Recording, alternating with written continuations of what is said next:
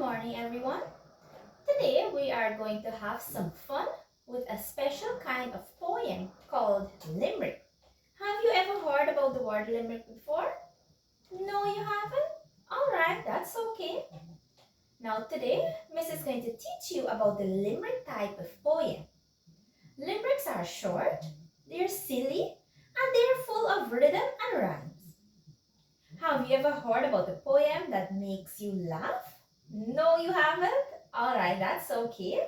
Well, today you're going to learn about a poem that makes you laugh because limericks are meant to be funny, right? So, Miss have a limerick poem here, and I have a little friend who's going to say the poem with me, and his name is the Funny Bunny. You know what's a bunny? Let me hear you. Yes, Abdul, it's a rabbit, right? Good. So my little funny bunny is going to help me say the rhyme, right? So I want you to listen carefully. You want to be his friend? All right, you can be his friend. So you have to listen now, right? Miss is going to read a poem. And the limerick poem says, there was once a rabbit so fast, right? There was once a rabbit so fast who thought she would never get last until she fell down and looked like a clown and learned that she wasn't that fast. Did you like the poem? You want me to read it one more time again? Alright, listen to the limerick. And my friend here, Funny Bunny, is going to help me, right? There was once a rabbit so fast who thought she would never get last until she fell down and looked like a clown and learned that she wasn't that fast. Okay, children, did you enjoy the poem? Yes, you did? I did too. It's wonderful, right? It's funny and it's silly. It's a lovely type of poem. Now, what Miss is going to do, Miss is going to teach you about the elements of the poem. The limerick poem that we just did, there are various types of elements. So now we're going to look at the elements in the poem. Now the first element in the poem is a rhyme pattern. The limerick poem usually have a rhyme pattern, the A, pattern. Now, when we show you, you're going to understand it better. Now, there are rhyming words in the limerick poem. The words like fast and last are rhyming words, right? So let me circle the word fast and last. These are rhyming words, right? So we call this the A, and this is the other A, right? Then words like dung, we circle the word dung, and clung are another rhyming words, right? So this is the B, and this is the B. And then the last word here, fast, is the other rhyming word, which would be A. So this is how we got the A, B, B, A rhyming word pattern, right? So that is one element of the limerick poem, right? There's a rhyming pattern. Another element is verse, right? Each line of the poem is a verse. So here, there was once a rabbit so fast, that's a verse, right? And the poem has 5 verses. There are 5 lines in the poem, 5 sentences, right? So 1, 2, 3, 4, 5. The poem has how many verses? 5. Very good, 5 verses. Now the poem also has stanza. A stanza now is a group of lines in the poem. Now, the poem has 1 stanza, right? 1 stanza the poem is consist of. Now, the figurative language in the poem is personification, right? It's personification. The rabbit thought she would never get last. Remember Funny Bunny Rabbit? She thought she would never get last, meaning that it gives human attribute, right, to an animal. The other element is the mood of this poem. The mood of the poem is playful and funny. The mood of the poem is light-hearted and amusing, right? It's a funny, it's silly, and it's a nice poem, right? Good. It grabs your attention. The tone is humorous and witty. The tone, the poet's attitude is playful and humorous, right? Because remember what I said in the beginning, Limerick's poems are short, silly, funny, right? And they're meant to make you laugh. Now, the lessons learned in the poem is that the poem teaches us about overconfidence, right? The poem teaches a lesson about overconfidence. Thinking you are the fastest doesn't always mean you will win, right? That's the lesson of the poem. Imagery as well. The poem creates a visual image of the rabbit falling and looking like a clown, making it easier for us to imagine. Right, children? So the elements of the poem is the rhyming pattern. We have verse, we have stanza, we have the figurative language personification, we have the mood, the tone, the lesson learned, and the imagery. Right, children? So that's all about the Limerick poem for today. Tomorrow, we're going to continue again on the Limerick poem. And children, when you go home, you can ask mommy and you can ask daddy to help you make up a Limerick poem. So tomorrow when you come, you're going to share it with the class. Alright? Okay, thank you. Okay, children, so this afternoon we're going to be reciting a poem. And the name of this poem here is called a narrative poem. Now there are different types of poem, but this poem here is called a narrative poem because it tells a story. A narrative poem tells a story, right? So just the same way a story has characters set in a plot, a narrative poem also has characters set in a plot. Now we'll not only be reciting the poem, but we'll be looking at the elements of the poem. What I mean is that the parts of the poem, right? Now, we'll be looking at the rhythm of the poem, the meter, the verse, the mood of the poet, and the tone of the poem, right? So, I'm going to say the poem and you're going to listen. The kitten and the puppy dog. The kitten and the puppy dog have always been best of friends. They chase each other all day long. Play hide and seek around the bend. One day they ran so fast, they got into a tangle post. The puppy found he had fat ears and the kitten had puppy nose. So this poem here was written by Yvonne Pearson. Now children, these lines that you see here, they are called verse. They are called what? They are called verse. So that is one element of the poem. All these lines you see here, they are called the verse of the poem. So let's count how many verses we have here. So you have how many lines we have here. How many verses we have here? 1, 2, 3, 4, 5, 6, 7, 8. So this poem has 8 verses. Right? Now children, listen. When I say this poem, I'm going to beat to the poem. The kitten and the puppy dog have always been the best of friends.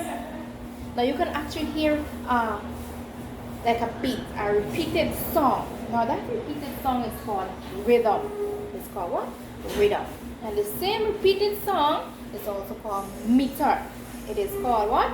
Meter. So the beat that you're hearing here, the kitten and the puppy dog have always been the best of friends. That is the meter of the poem. And so this poem here has 4 beats. It has how many beats? 4 beats. Good.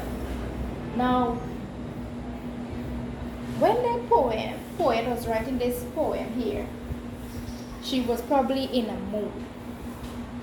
And so from the poem, we can say that she was feeling playful, she was being cheerful, she was happy, because it says, the words that can tell you that the poet probably was feeling playful and cheerful is the lines that says, they chase each other all day long, play hide and seek around the bend.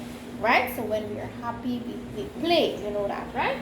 Good. So the words, they will tell you that the poet was in a happy mood, a playful mood, a cheerful mood. Now the tone in which she had probably said the poem I would say it would be humorous. She wants persons to laugh. Why we say that is because the words here in this line, they got into a tangle pose. The puppy found he had cat ears, and the kitten had a puppy nose. So I would suggest that, or these words will tell us that she was being humorous because she wanted persons to laugh.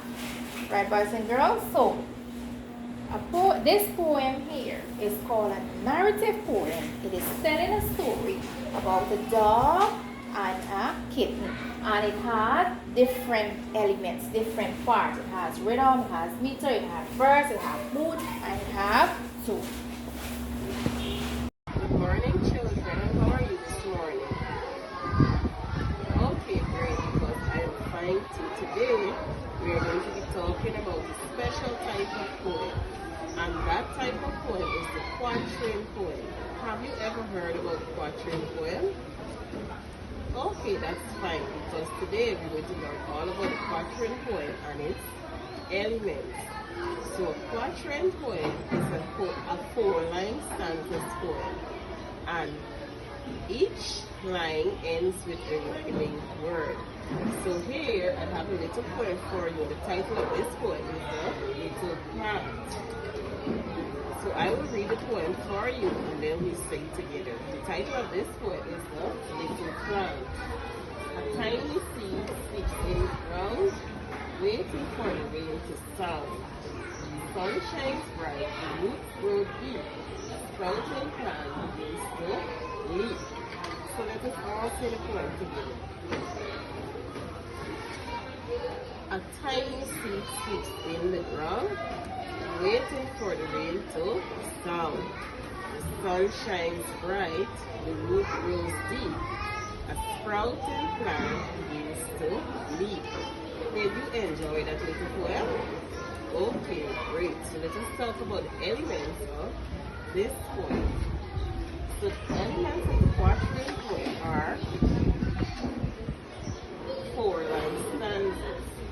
We said the quatrain poem has 4 lines in each stanza. So each stanza consists of 4 lines. So the total poem is composed of how many lines we have here? 1, 2, 3, 4. So the quatrain poem has 4 lines. Common pattern.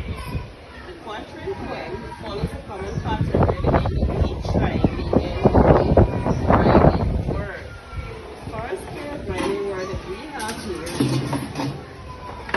brown and sound. So brown and sound are rhyming words, so we can name them A. Brown and sound. Second pair of rhyming words we have is deep and leaf. So we will circle D and we will circle D and we will name them B. So here we would be able to identify the pattern of A, B. Reading. In the quatrain poem, it often follows a regular beat. When the poem follows a regular beat, it will make it easier for us to memorize. Another element is imagery. Uses descriptive words to paint a picture. So using descriptive words such as sleep, rain, sunshine, and sprouting, it will give us an image in our head so that we will be able to imagine the growth of a seed, so a plant.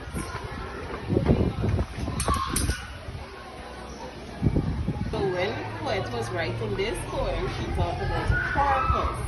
And the purpose of this poem is to illustrate the growth of a plant in a simple, rhythmic, and engaging way. The mood of this poem is hopeful and it shows anticipation towards the growth of a seed to a new plant.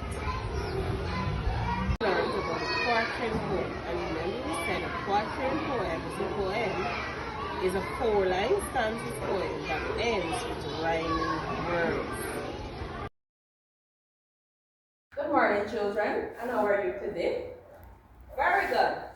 today we'll be looking at the bio poem. I'll first recite the poem and then you will tell me what you think it's a bio poem.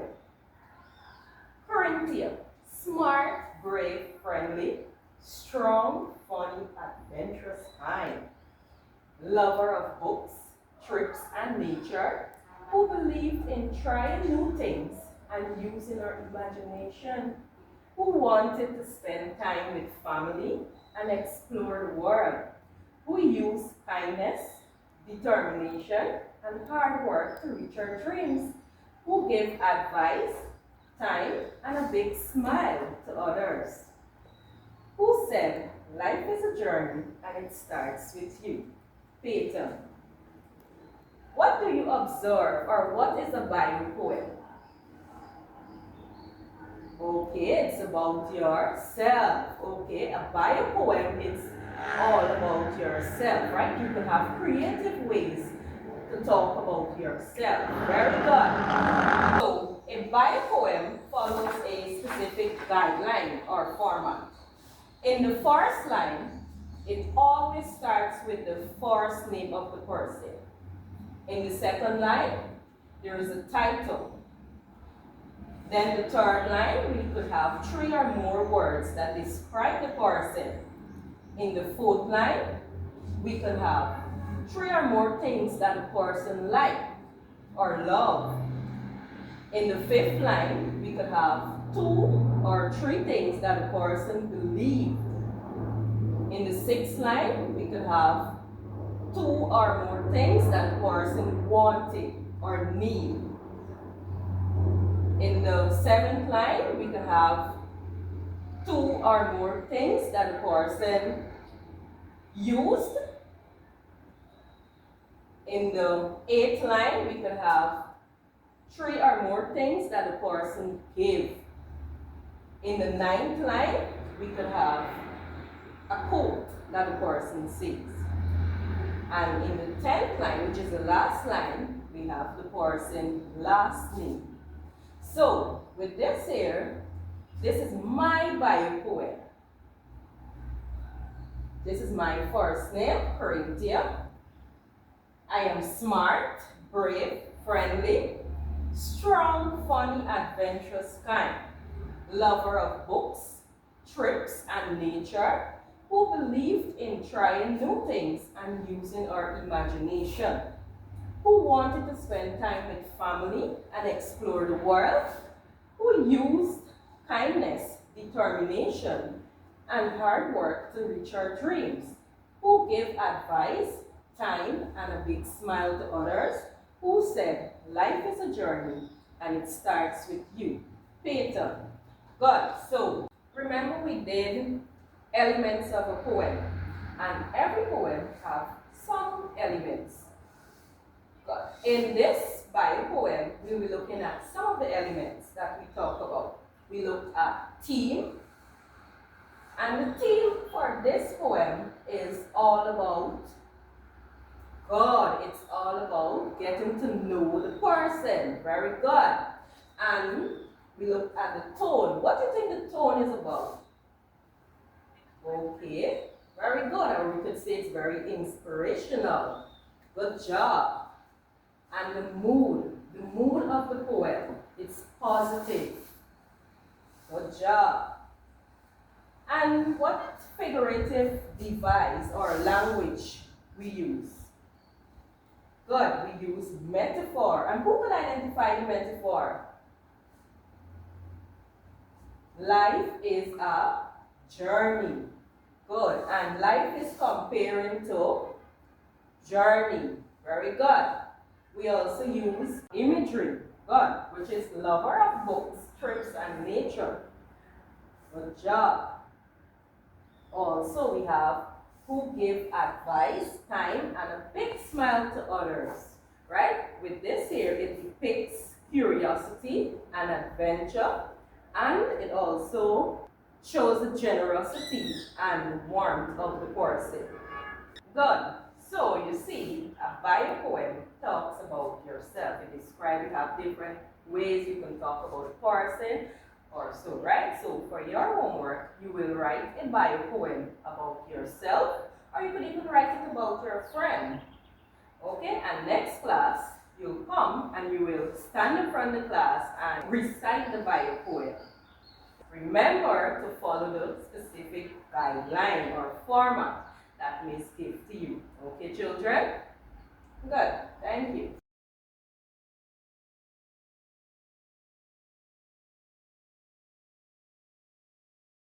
Hello boys and girls. Today we will be learning about a special kind of poem, right? There are so many types of poem, but today we will be talking about one specific type of poem, right? Now if you look here, can you tell me anything about this poem that I have here on the board? It looks like a rainbow. Very good. It has the colors of the rainbow.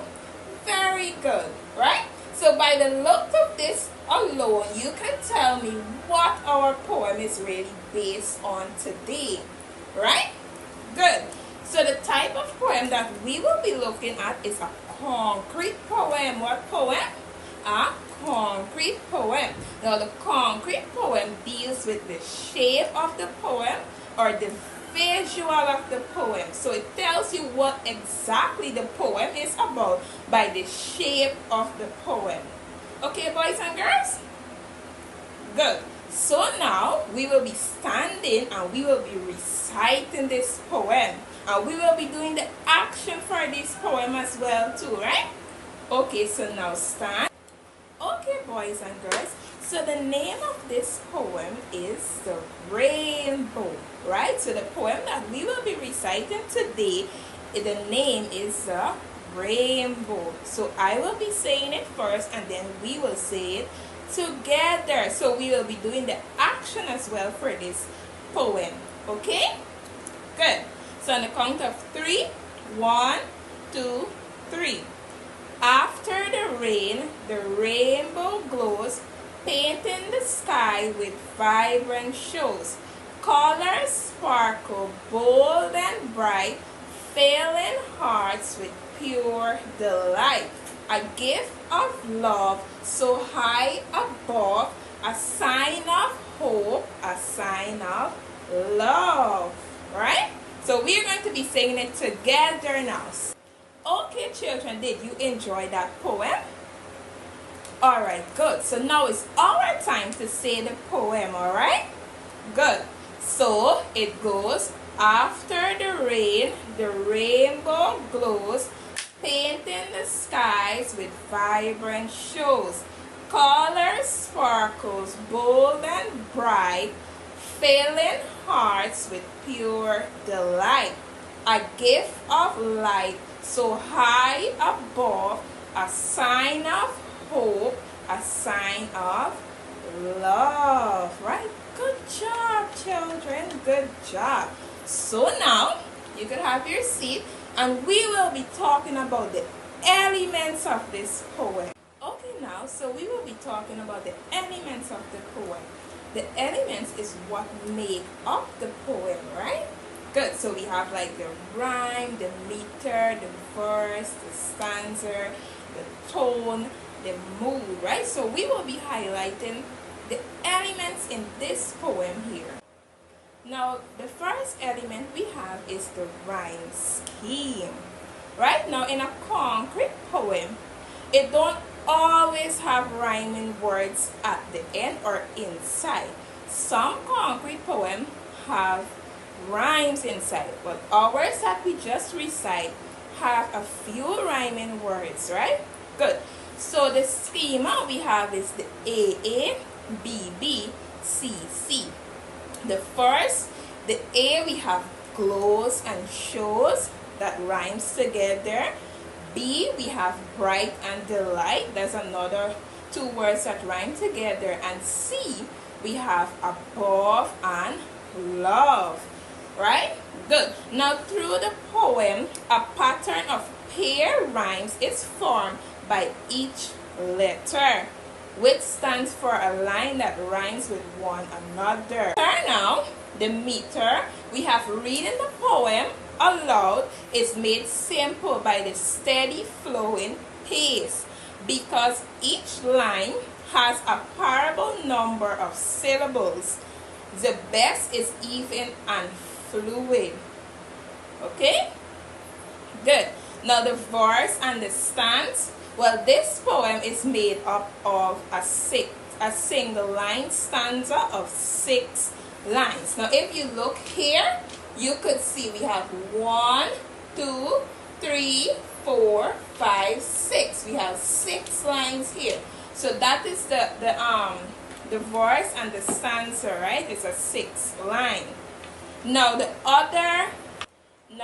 figurative language, there were 3 figurative language in this poem. We have the first one, this is personification, which the phrase "the rainbow glows" give the rainbow a human appearance as if it shines on purpose. Now the metaphor, a sign of hope, a sign of love, suggests the renewal and happiness are symbolized by the rainbow. Now the imagery, we have by creating impression that an artist is at work, right? Painting the skies leads the rainbow to create an artistic touch. Now the imagery, that's another element.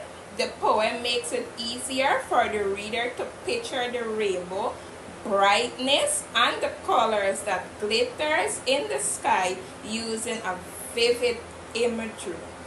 Now the mood of the poem. What mood you feel when you read that poem there?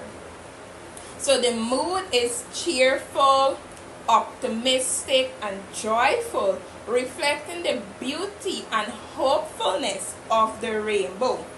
Now the tone of the poem. The tone is a gentle and upbeat, honoring the wonders of nature and the emotion it arouses. So those are the elements of the poem, right? Good. Now to conclude our poem, right?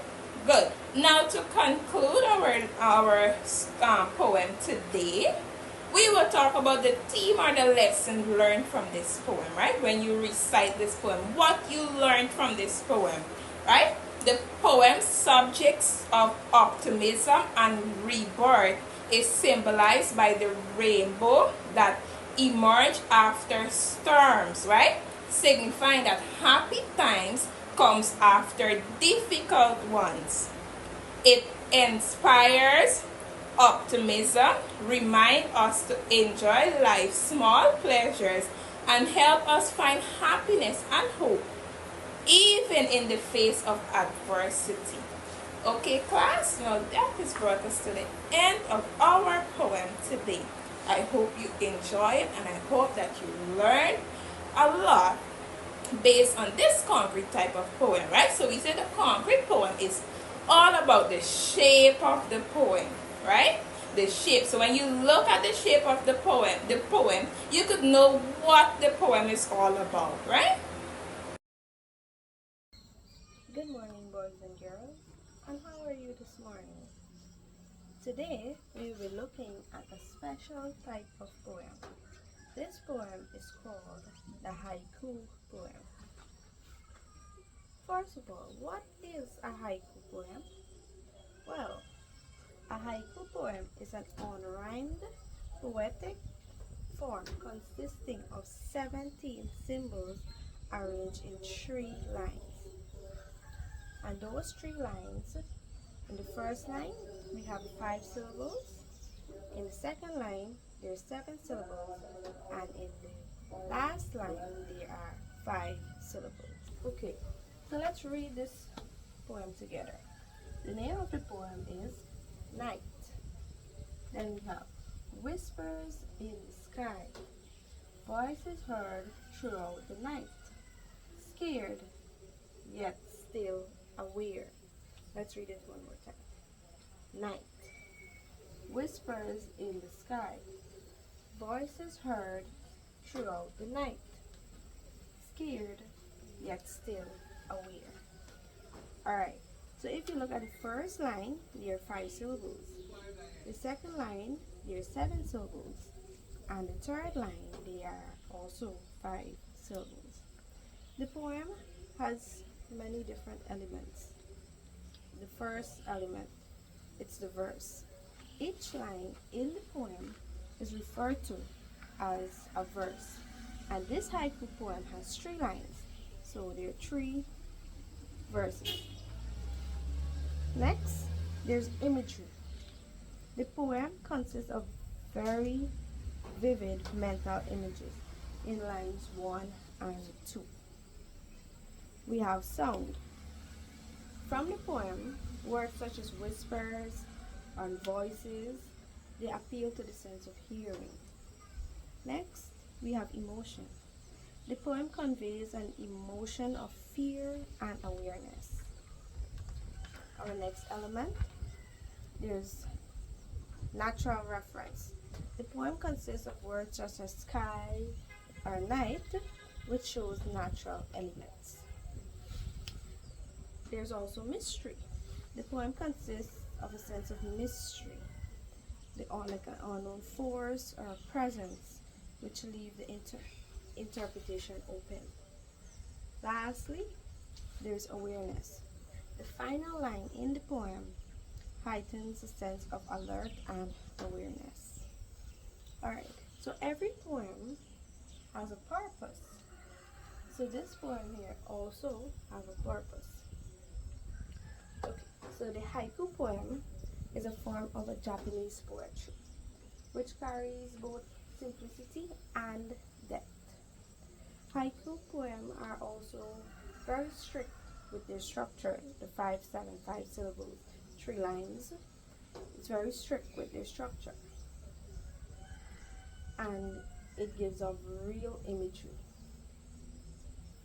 The purpose of haiku poems are also to evoke feelings and strong imagery, strong sense of hearing, a specific mood.